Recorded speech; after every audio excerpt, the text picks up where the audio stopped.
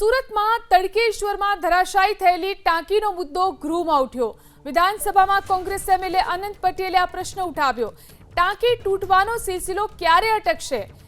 કોંગ્રેસના સમયે બનાવેલી ટાંકી તોડવા અમદાવાદમાં જેસીબી ચડાવવું પડ્યું હતું, તો મંત્રી ઈશ્વરસિંહ પટેલે જવાબ રજૂ કર્યો।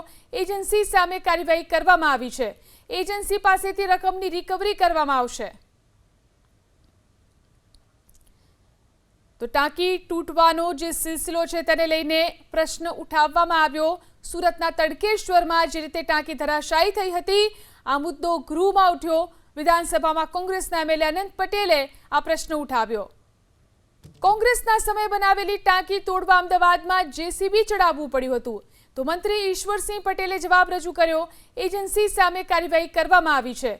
એજન્સી પાસેથી રકમની રિકવરી કરવામાં આવશે। તો ટાંકી તૂટવાનો જે સિલસિલો છે તેને લઈને પ્રશ્ન ઉઠાવવામાં આવ્યો। સુરતના તડકેશ્વરમાં જે રીતે ટાંકી ધરાશાયી થઈ હતી, આ મુદ્દો ગૃહમાં ઉઠ્યો। વિધાનસભામાં કોંગ્રેસના એમએલએ અનંત પટેલે આ પ્રશ્ન ઉઠાવ્યો।